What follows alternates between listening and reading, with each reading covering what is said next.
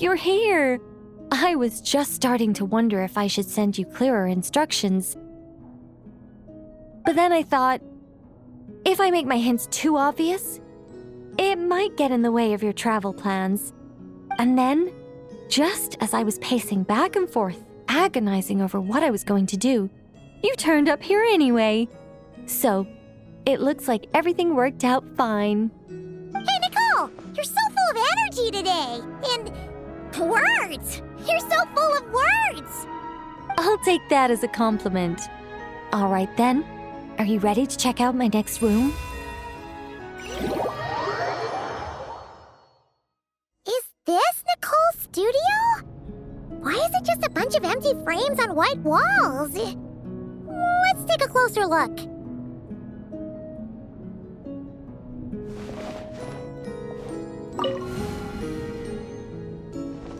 What the?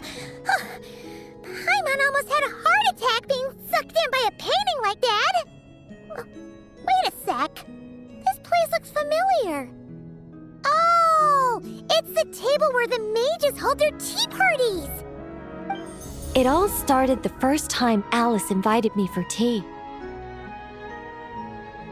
On that day, I didn't attend in person, mostly because back then, I still hadn't decided whether I really wanted to join the Hexenzirkel or not.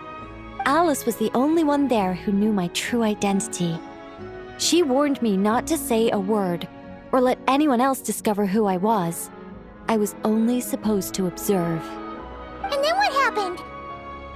Well, then I concluded that she was punishing me for my hesitation to join. Everyone was talking about such interesting things. How could I not chime in? And of course, when you're in the middle of a conversation and someone throws out a question you know the answer to, how are you supposed to keep your mouth shut? Which brings us to the bet between Barbeloth and Alice, Rhindaughter's forbidden creations, Ivanovna's political machinations. It was like a series of exquisitely acted plays, distilled within the confines of a teacup. Their words alone were enough to ignite my instinct to lay the truth bare before them. So, you piped up inside their heads? Of course not. Even though I felt like my head was going to explode, I still made sure to hold it all in. I'm a responsible angel, after all, and I'm well aware of the difference between what I want to say and what I'm allowed to say. So, I had a private little word with Alice inside her head, just me and her, and I agreed to join the Hexenzirkel, right there and then. She was quite happy about my decision, but as for the talking inside her head, well, she claims that over the next few days, she had such a headache that she had to visit a doctor in Liyue to get some relief. But she can hardly blame me for that.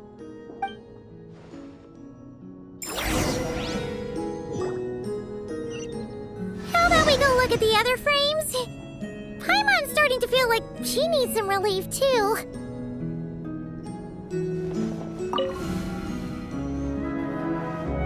Is that an Irminsul tree? Oh, this painting here? You're clearly no strangers to the white trees. But did you know that the first angel's betrayal happened beneath one of their very boughs? Huh. Paimon's curious now.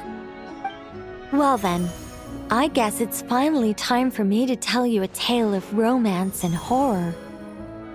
Let me just think how best to protect the identity of those involved. All right, got it. A long, long time ago, there was once a traveler who wandered among stars. They were nothing like you, but that's not important right now. One day, he traveled to a silver tree to visit the princess of the morning star. Before long, he started asking her about her kingdom's most forbidden secrets. His words puzzled the princess.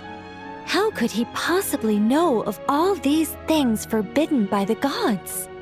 The young man revealed his origins and showed the princess things she had never seen before: a free will and love, both noble and spiritual. His words awakened her sense of self, hitherto shackled by the gods. Her heart soared, carrying her beyond limits she had never crossed before. The Princess of the Morning Star confided the kingdom's secrets to the youth, and between them, love grew and blossomed, along with a determination to defy the gods. This is just a cookie-cutter love story. You said there'd be horror. Don't worry, Paimon. The horror's about to begin. They yearn to help the people live lives of unfettered freedom, but the gods could not forgive their betrayal. They sent down thunder and fury, destroying the lovers' home. And when the Great War subsided, the power and the wisdom of the princess were lost, never to return. Even her closest friends were cursed. Yeah. That ending was pretty scary after all. But didn't you say you were going to tell us about the first angel? And you're not saying this story's actually true, are you? It sure is. And that's the scariest part.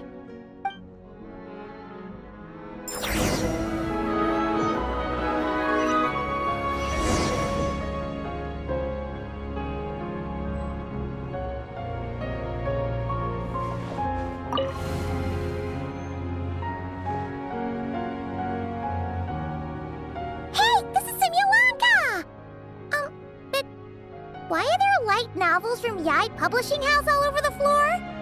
Well, on the subject of my literary enlightenment, my greatest inspiration of all is none other than Lady Anya herself. She was the last to join the Hexenzirkel, and yet the first to leave. I loved all of her stories, whether it was just an idea or a fully fleshed out manuscript. Anya was always so skilled at making her readers gasp with joy. Hexenzirkel discussions rarely stray far from magic, and it's my belief that Anya possessed a unique magic of her own. She could weave love and compassion into words and stories that would touch the hearts of others. I asked her for tips on how to write compelling tales. She taught me a lot of tricks and techniques, but in the end, my biggest enemy has always been myself.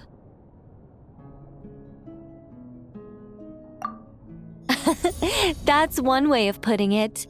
Communicating through thought is so much more convenient. I guess even angels can succumb to laziness. However, recently I've resolved to make an effort, even if it's just to spare myself reproaches from a certain old Seelie friend of mine. Oh! Does that mean we're finally gonna get to read something you've written? Who said anything about writing? I'm talking about buying popular works from the last few centuries to flip through in my spare time.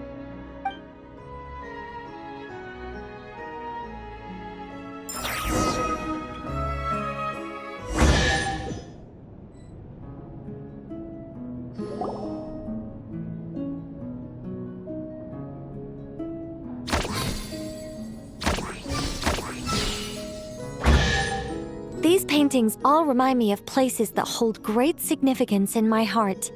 And now, the studio has been fully restored. All right, go ahead and claim our reward. What? Don't look at me like that. Of course this reward is ours. You're not going to leave this chest unopened, are you? I can't let you leave if you do. Besides, after telling you so many stories, don't I deserve a reward of my own?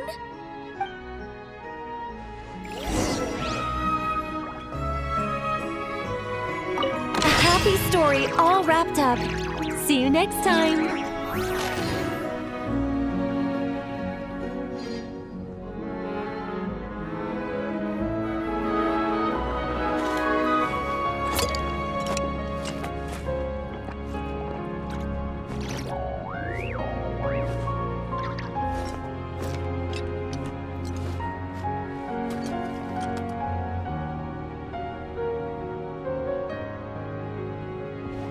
Come to think of it, this Mage's Lodge holds a special significance for me, too.